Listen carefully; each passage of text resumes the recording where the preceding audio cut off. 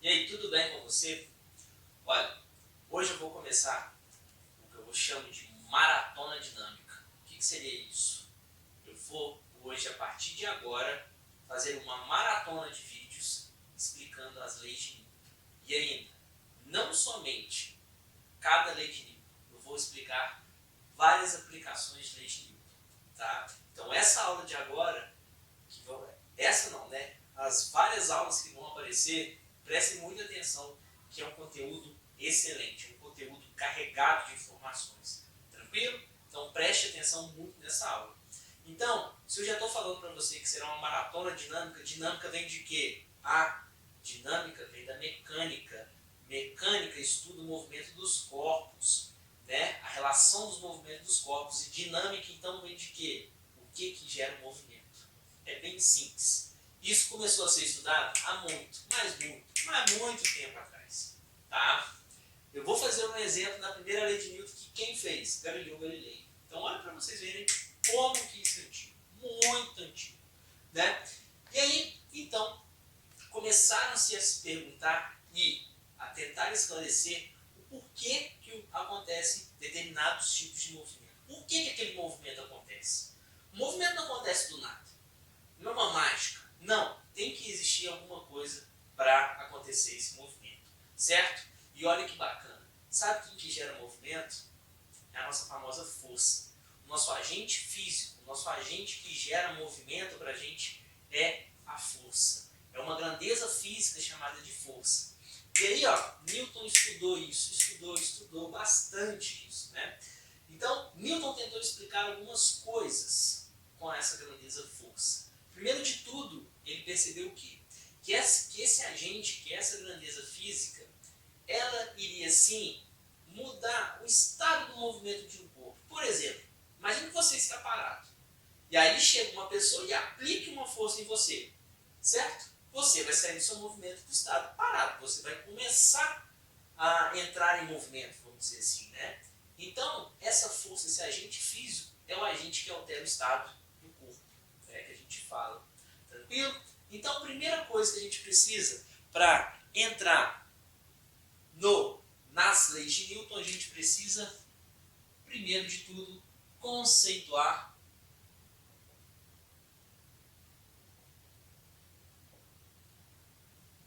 leis de Newton. A gente precisa, então, conceituar essa força. O que é força? Né? Porque muito se fala, força dali, força de lá, força para cá. E na física, tudo que rege a física basicamente é a parte da força, das forças. Então a gente tem que ter um conceito para isso. O conceito de força, claramente, é o quê? É o agente físico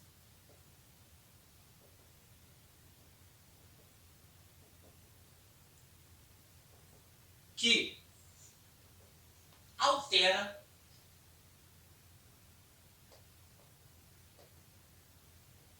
o estado de um corpo.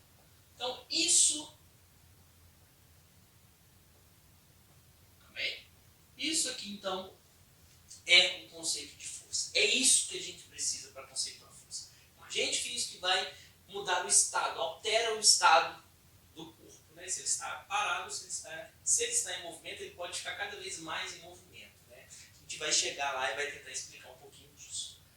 Mas, essa força, ela é uma grandeza escalar ou uma grandeza vetorial? Olha, essa força, ela é uma grandeza vetorial, tá? A força, ela é uma grandeza vetorial. Por que ela é uma grandeza vetorial? E ainda, se ela é uma grandeza vetorial, ela é uma grandeza que precisa necessariamente do quê? De uma orientação. Né? É uma grandeza que precisa ser orientada na hora que ela for aplicada em um corpo. A gente precisa de uma direção e um sentido para essa força, tranquilo? Por quê? É simples.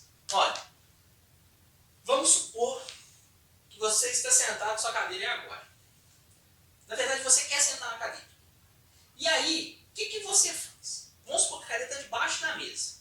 Você tem que aplicar uma força nela e arrastar ela, puxar ela, vamos dizer assim, né? Então vamos supor que a cadeira esteja aqui na minha frente. Eu vou puxá-la para trás. Olha, estou exercendo uma força nessa direção e nesse sentido. Se eu exercer uma força lateral nela, nessa direção e sentido, eu vou conseguir sentar? Não, ela vai se locomover, se deslocar nesse sentido e nessa direção. Para cá a mesma coisa e assim por diante. Então a gente precisa o quê? Ter uma orientação nessa grandeza física, nessa força, para a gente então poder ver para onde que vai ser gerado o movimento, né? Então a primeira coisa que a gente tem é isso aqui. E segunda coisa que a gente tem, qual é a unidade de medida dessa grandeza? Se é uma grandeza física, ela tem que ter uma unidade de medida. Lógico que essa unidade de medida foi dada, né, por quem? Nosso amigo Newton. Newton, então, colocou a unidade de medida de força com o nome dele. Então, a unidade de medida do sistema internacional, unidade de medida, então é dada em newtons. A gente representa ela pela letrinha N. Tranquilo? Então essa é a unidade de medida dessa força que a gente está trabalhando. Tá? Bem bacana isso, né? E aí, existem, né, assim, as forças que regem o universo. Se a gente for pensar nas forças que, vamos dizer assim, que a gente vai conseguir descrever tudo o que acontece, né? Existem 4 tipos de forças básicas que a gente tem. Chamada força gravitacional, força eletromagnética, força nuclear forte e força nuclear fraca. São essas 4 forças, então, que a gente vai conseguir descrever, vai conseguir descrever o universo. Tá? Existe na física um chamado modelo padrão. O que seria esse modelo padrão? Isso é bem fora disso, tá? Mas o intuito aqui é um aprofundamento, beleza? O intuito dessa maratona dinâmica que eu estou chamando é um aprofundamento. Mas, então, existe o que a gente chama de modelo padrão na física. O que é um modelo padrão? É uma equação que o pessoal tenta escrever que vai unificar essas 4 forças. Ou seja, a gente conseguiria descrever qualquer movimento com uma equação, onde nessa equação estaria as 4 forças incluídas nessa equação. Só que a gente não conseguiu, os cientistas ainda não conseguiram descrever e escrever essa equação. Essa equação ela já começou a ser montada, mas a gente não consegue, por detalhes ainda, né, finalizar ela. Tranquilo? E a força nuclear forte e fraca vai lá para o mundo subatômico, né, com as forças entre as partículas, entre as moléculas e assim por diante. Tranquilo? Então a gente tem basicamente isso, tá? E aí, dentro dessa forcinha aí, a gente tem 2 conceitos que é muito importante da gente trabalhar dentro das leis de Newton. Quais são esses conceitos? Primeiro conceito, vou colocar até de outra cor aqui. O primeiro conceito é o chamado conceito de equilíbrio. E o segundo conceito, ele é chamado de força resultante. A diferença? Um depende do outro? Depende. Primeiro, o que é a força resultante? Força resultante simplesmente é a soma de todas as forças que estão atuando em um determinado corpo. Então isso aqui é a soma das forças.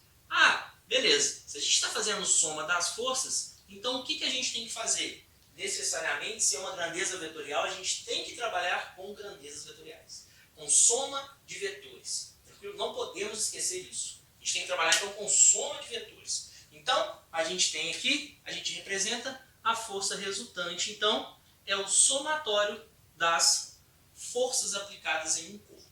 Tranquilo? Primeira coisinha que a gente tem. E agora, o que seria um corpo em equilíbrio? Um corpo em equilíbrio é simplesmente o quê? É quando a força resultante, ou seja, o somatório de todas as forças em um corpo, se anula. Ou seja, é igual a zero. Então, é quando a força resultante é igual a zero. Isso tem importância? Sim, extrema importância aqui. Extrema importância. Na hora que a gente for ver as leis de Newton, isso aqui tem extrema importância. O somatório das forças ser igual a zero. Quer dizer que o corpo está sempre em equilíbrio. Tranquilo? Então a gente tem inicialmente isso aí. Agora, Deixa eu te fazer uma pergunta. Uma pergunta que intriga muita gente. Quando você vai, por exemplo, na farmácia e vai lá ver, vai lá na balança, né? Vamos dizer assim, quando você chega na balança, você está medindo o quê? Você está medindo sua massa? Primeira pergunta. Ela está medindo sua massa? Sim ou não? Não. Primeiro de tudo, a balança não mede massa. O que ela mede? Ela está medindo a força que você está aplicando na superfície dela. Então, balança mede força, não mede massa. Tranquilo? Primeira coisa que vocês têm que ter noção é isso aí. Ah, Gabriel, mas então por que aparece massa? Ah, porque a balança ela faz o cálculo dessa força e os números que estão lá já estão convertidos essa força em massa. E aí sim, o que aparece para você é massa, mas o que ela está medindo é força. Porque a balança faz a conversão, certo? O sistema dela faz a conversão e já aparece para você o valor então da sua massa. Mas nunca se esqueça, balança mede força. E a gente vai ver qual é o nome dessa força que ela mede. Tranquilo? Então vamos lá. Para começar então nossa vida, as leis de Newton, né? Ah, uma coisa. Se você que está aí é fã de física, igual eu sou, apaixonado por essa ciência maravilhosa e gosta de ler, estou te recomendando agora a leitura essencial na sua vida, chamada Princípio. Essa leitura são 3 livros, chamados Princípio. São os livros que o nosso amigo Newton escreveu. Tá? Ele descreve a natureza, ele descreve a ciência da natureza. É um livro que dá para ler tranquilo, tá? Não tem muita dúvida. E eu recomendo de coração. Se você gosta de saber disso, procura saber de ciência, lê esse livro. É um dos livros essenciais na vida que a gente tem que ler. Tá? Vale a pena de verdade. Vocês verem lá no tempo de Newton, o cara desenvolvendo a matemática, vocês verem o pensamento dele é fora do normal. É muito fora do normal. Tá?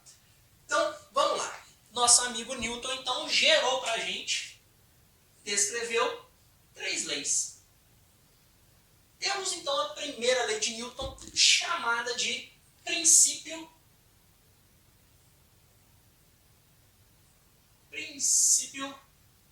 da inércia. Ah, Gabriel, princípio da inércia. É aquela, na verdade, princípio da inércia. A pergunta que eu te faço antes de eu falar alguma coisa. Você sabe o que é inércia? Sim ou não? Ah, Gabriel, sei sim. Inércia é aquele negócio. Se um corpo está parado, ele tende a ficar parado. Se um corpo está em movimento retilíneo uniforme, ele tende a ficar em movimento retilíneo uniforme, a não ser que uma força atue sobre ele. Não, isso não é inércia. Isso que eu acabei de dizer é o princípio da inércia. É a primeira lei de Newton. Inércia está relacionada diretamente à massa. A definição de inércia é que ela está relacionada com a massa. Quanto maior a massa de um corpo, maior a inércia que ele tem. Quanto menor a massa, menor a inércia que ele tem. Tranquilo? Então, o princípio da inércia é o que? Se um corpo com massa muito grande vai ser, dependendo da força aplicada com ele, mais fácil ou mais difícil de ele mudar de estado. Tranquilo? Então, recapitulando, primeira lei de Newton, que é o princípio da inércia, ela agora vai descrever para a gente. Se um corpo está em movimento, o corpo está em repouso,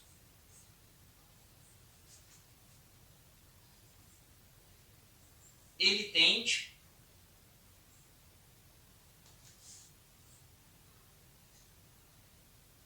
a ficar em repouso. Se um corpo está em movimento retilíneo uniforme, MRU, movimento retilíneo uniforme, movimento com velocidade constante, ele tende a ficar em MRU, a não ser que uma força atue neste corpo. essa é a primeira lei de Newton, que é a lei da inércia. E ainda, olha que bacana, se a gente pode ter até a força atuando num corpo, mas necessariamente essa força tem que ser o quê? A força resultante tem que ser igual a zero. Aqui, para mudar esse estado, a força resultante tem que ser diferente de zero. Para mudar esse estado de repouso ou de movimento retilíneo uniforme. Então, a primeira coisa que a gente conclui é que na primeira lei de Newton, a força resultante atuando sobre o corpo era igual a zero. Tranquilo? Então, estar em equilíbrio não necessariamente é estar parado. A gente pode estar em movimento, porém com velocidade constante. E movimento tem que ser retilíneo uniforme. Agora, uma coisa fenomenal que eu acho aqui é o seguinte. Talvez vocês achem que isso é a principal coisa da primeira lei de Newton. Mas não. A coisa mais importante da primeira lei de Newton é o seguinte. Sem ela, a gente não conseguiria determinar um referencial. E ainda, chamado de referencial inercial. O que é isso? É um referencial que está parado em relação ao outro, que está fazendo análise do sistema. Certo? Então, a principal coisa da primeira lei de Newton, que é o princípio da inércia, ela define um referencial.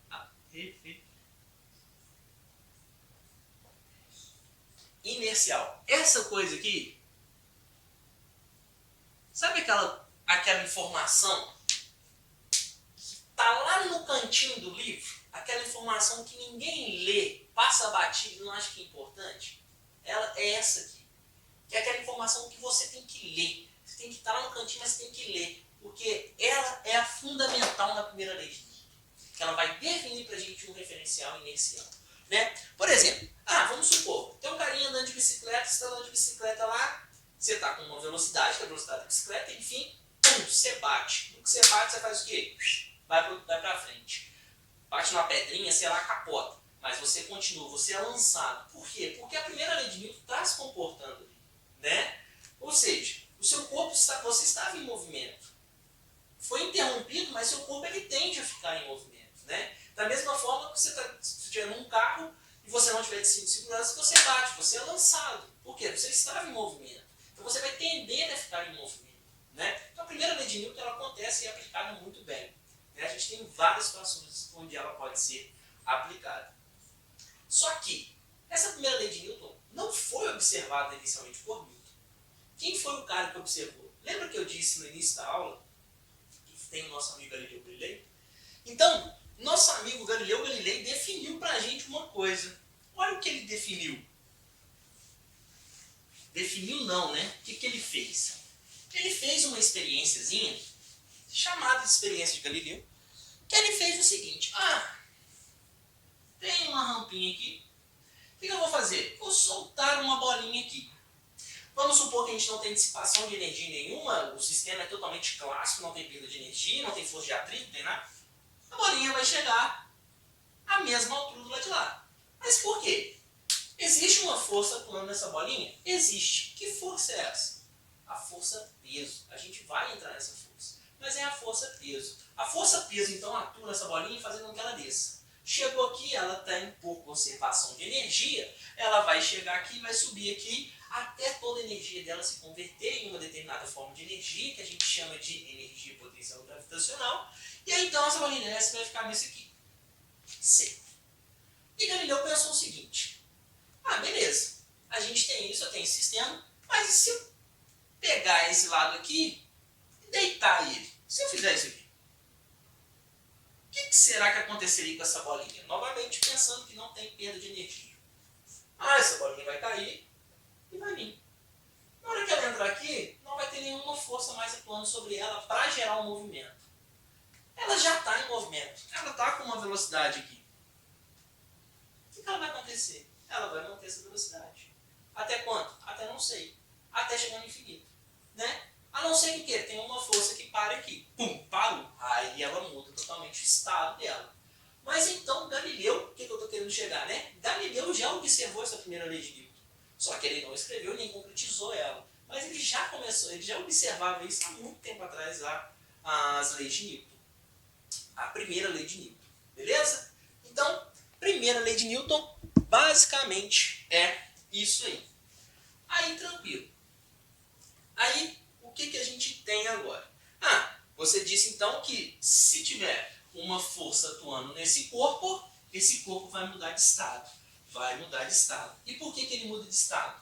Para você mudar de estado um corpo, necessariamente, esse corpo ele tem que adquirir o quê? Uma aceleração. Porque você pode estar com velocidade constante, mas para você variar a velocidade, você tem que ter uma aceleração atuando nesse corpo. E aí então que surge a segunda lei de Newton. A segunda lei ela é chamada de princípio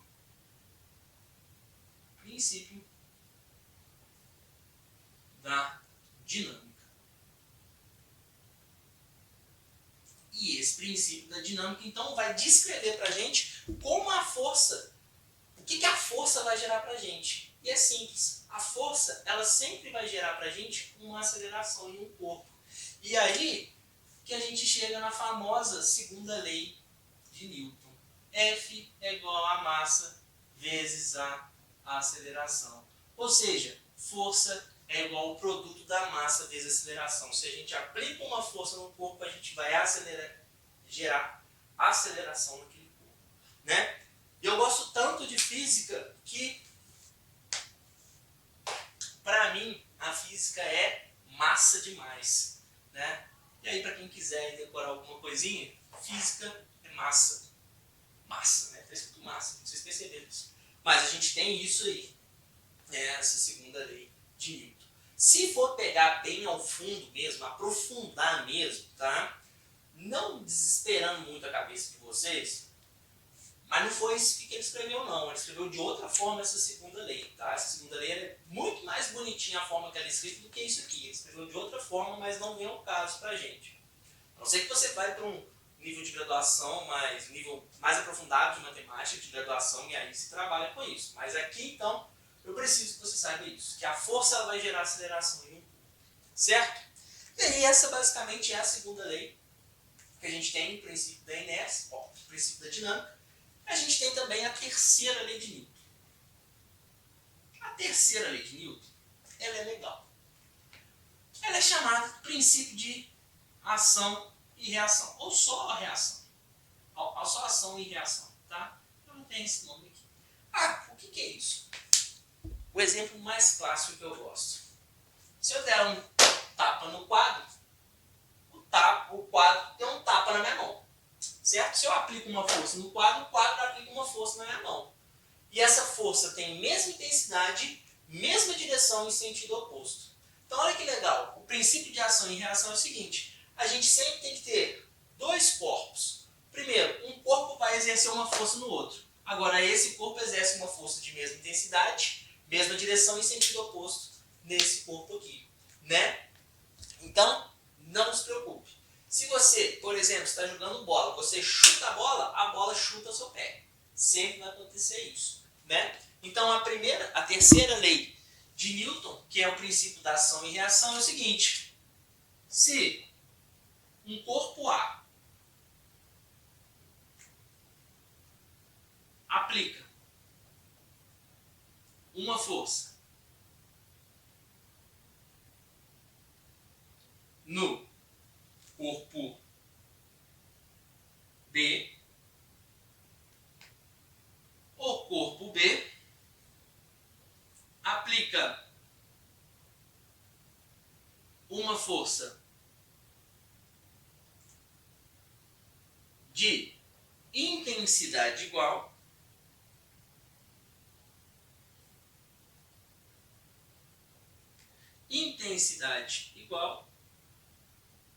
na verdade, vou escrever de outra forma.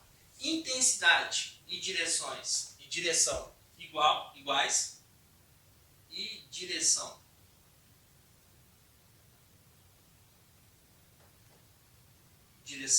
igual, né? Intensidade e direção igual à força aplicada, igual à força que foi aplicada,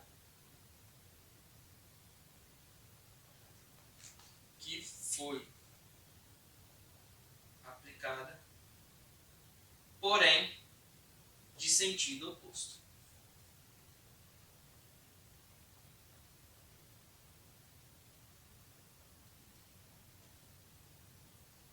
Então, essa aqui é a nossa terceira lei de Newton, tá? O princípio da ação e reação. E uma coisa de extrema importância é isso aqui. Ela só acontece com dois corpos. Quero que você guarde isso aqui. Que a terceira lei de Newton ela só acontece se a gente tiver dois corpos, certo? Então, é o seguinte. Isso aqui são as três leis de Newton que vão regir, vão falar o seguinte, que vão regir o sistema clássico nosso, mecânico, certo? O que gera um movimento para a gente, né? E aí é o seguinte, a partir de agora, eu vou começar a te introduzir algumas forças que existem, que a gente vai estudar. E depois que eu introduzir alguma dessas forças, a gente vai ver algumas aplicações com essas forças, certo? Então, primeira força que a gente tem, que é uma força linda, né?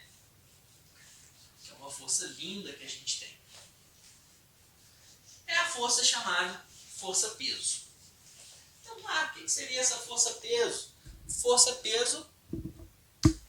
Força-peso, vou enumerar. Letra A, força-peso. É a força no qual a Terra, planeta, estrela, sei lá, é a força que a Terra, no caso, te atrai, certo? É a força que a Terra está te atraindo. Ah, Gabriel, só para a Terra? Não, a Lua também te atrai se você for nela.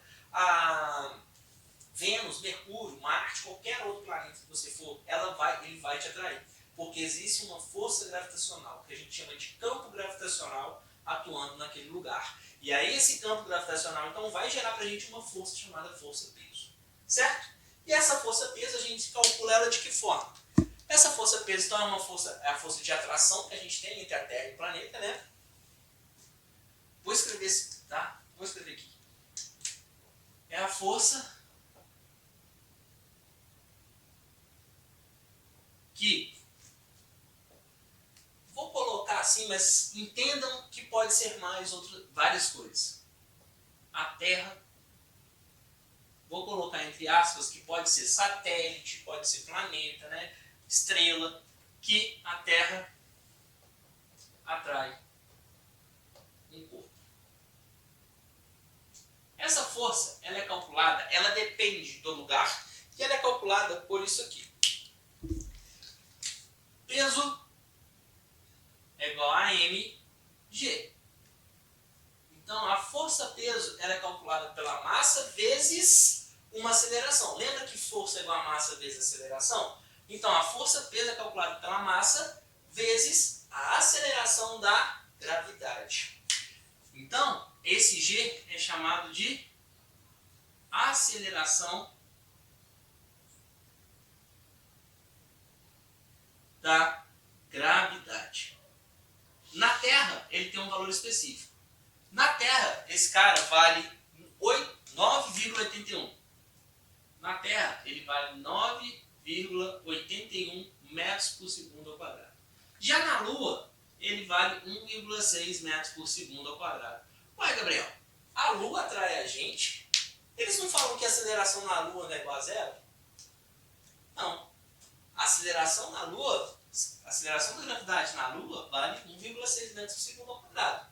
É muito pequena, mas existe. Existe até porque, se o homem foi à Lua, como ele conseguiu pisar lá? Porque a Lua estava atraindo ele de alguma forma. Muito pequena, mas de alguma forma estava atraindo. Então a aceleração da gravidade na Lua vale 1,6 metros por segundo ao quadrado. Na Terra, a gente aproxima isso aqui, quando a gente faz alguns cálculos, para 10 metros por segundo ao quadrado. Viu? Então essa inicialmente é a nossa força peso que a gente tem. Agora, a gente tem uma outra força chamada de força normal.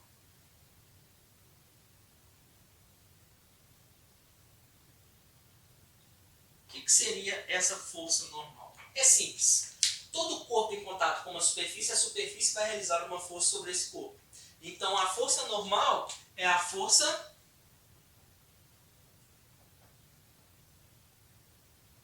que a superfície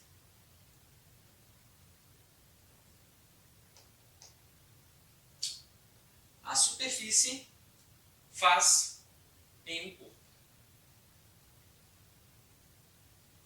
Então perceba uma coisa. Para existir a força normal, necessariamente tem que ter o quê? Contato do corpo com a superfície. Por que eu estou falando isso? Porque agora eu vou entrar numa situação que muita gente confunde. Suponha, então, que eu tenha a nossa Terra e aqui tem um corpo lá na Terra. Uma informação importante antes de a gente entrar nisso. A força normal é sempre,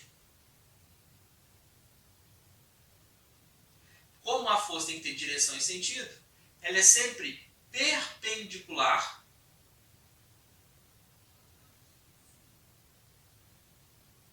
ao plano. Ela é sempre perpendicular, faz uns 90 graus. E a força peso? Ela é sempre direcionada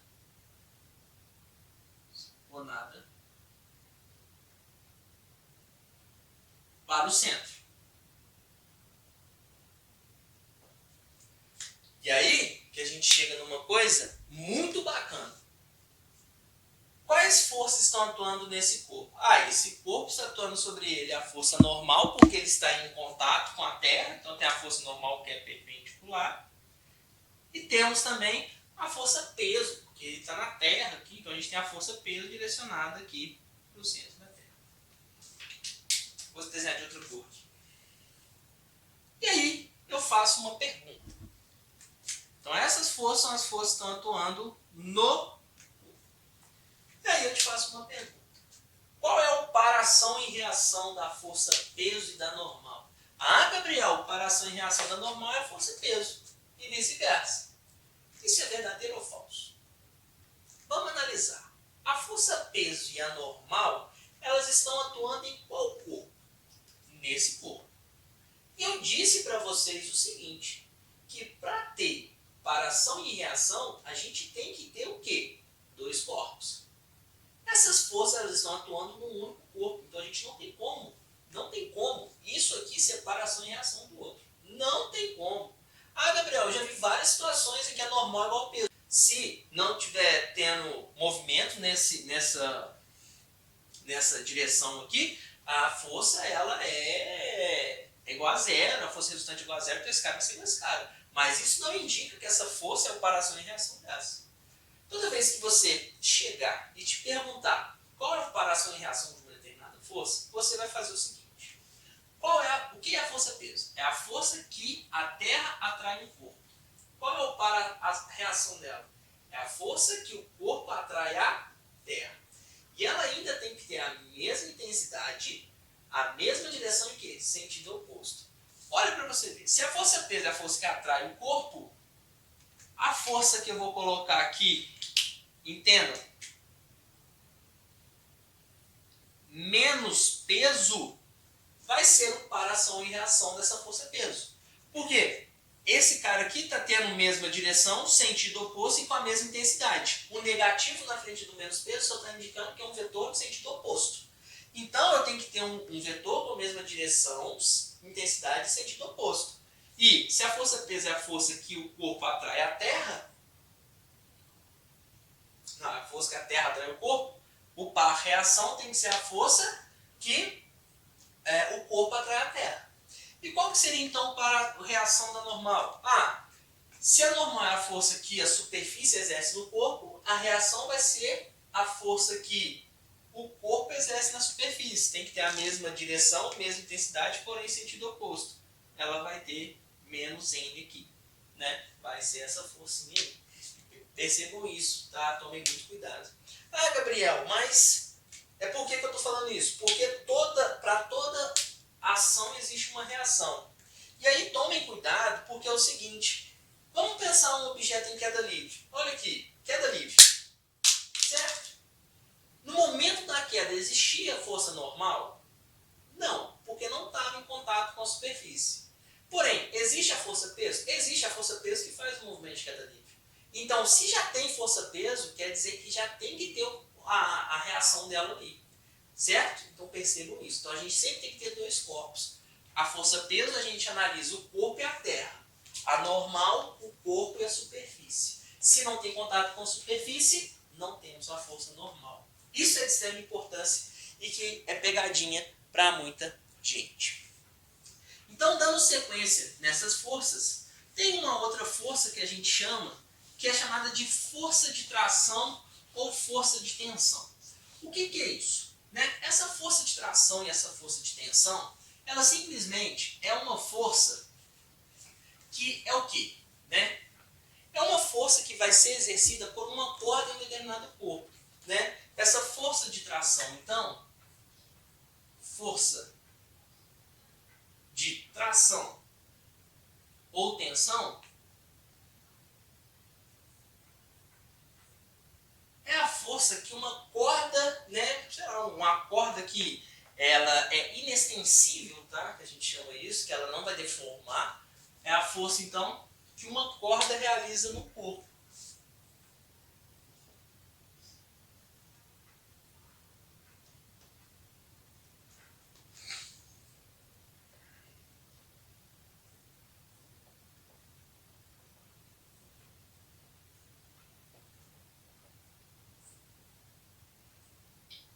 Em um corpo, tá? Então, toda vez que tiver corda no sistema, essa corda vai puxar um pouco. Por exemplo, você quer puxar uma caixa, amarra a corda na caixa e você vai puxando a caixa. Então você exerce uma força na corda e a corda vai exercer uma força na caixa. Essa força que a corda exerce na caixa é chamada de força de tração ou força de tensão. Ah, Gabriel, existe alguma fórmula específica para essa força de tensão ou tração? Não, não existe uma fórmula específica. Vai depender de cada situação analisada. E aí, eu vou guardar isso para onde? Quando a gente entrar nas aplicações. Quando eu entrar nas aplicações de lei de Newton, eu vou te mostrar várias coisas, eu te mostro como essa força de tração pode se comportar.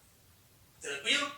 Então vamos lá. A gente tem, para finalizar então, o seguinte, a gente tem a outra força que é chamada força elástica, que é também conhecida pela lei de Hooke, tá? Não é Hooke, é Hooke, tá? Essa lei de Hooke, essa força elástica, é a força que um elástico ou uma mola exerce no corpo, Essa força é uma força restritiva, tá? É uma força sempre contrária ao movimento que a gente tem. Por quê? Por exemplo, vamos pensar num sisteminha massa-mola aqui. Tem um sisteminha massa-mola.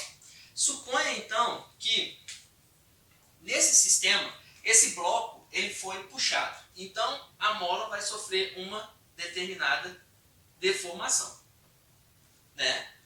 Desse estado inicial aqui, vamos dizer isso, ela sofreu essa deformaçãozinha. Não, tá errado aqui. E a mola então ela sofreu uma determinada deformação X aqui do estado inicial que ela estava.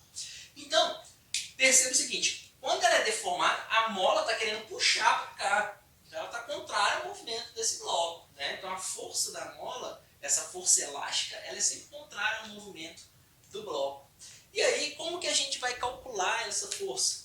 Essa força elástica ela é calculada por K vezes X, onde K é a nossa constante elástica, ou constante da mola. Ela determina para a gente se esse elástico, se essa mola é rígida, se ela é fácil de deformar ou difícil de deformar. Pensa o seguinte, pega uma molinha de caneta, ela é facinho de você deformar, você fica assim, se deformar ela é facinho. Agora pega uma mola de roda de carro, você não vai deformar na mão de jeito nenhum. Quer dizer o seguinte, que essa constante para essa mola está sendo muito alta, muito elevada, tem um valor muito elevado, da do carro. E esse X? Esse X é a deformação que a mola sofre,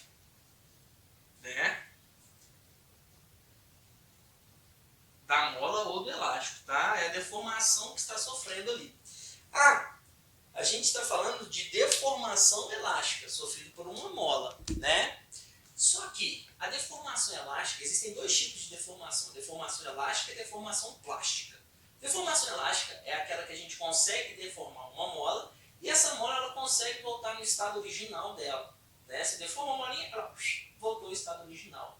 Agora, a deformação plástica é aquela deformação que você vai deformar a mola, porém, na hora que você tentar voltar ela não volta no estado normal, né? O estado original dela. Eu sei que provavelmente você já deve ter brincado disso, de pegar uma molinha e esticar eternamente. Depois ela não volta no estado original dela, né?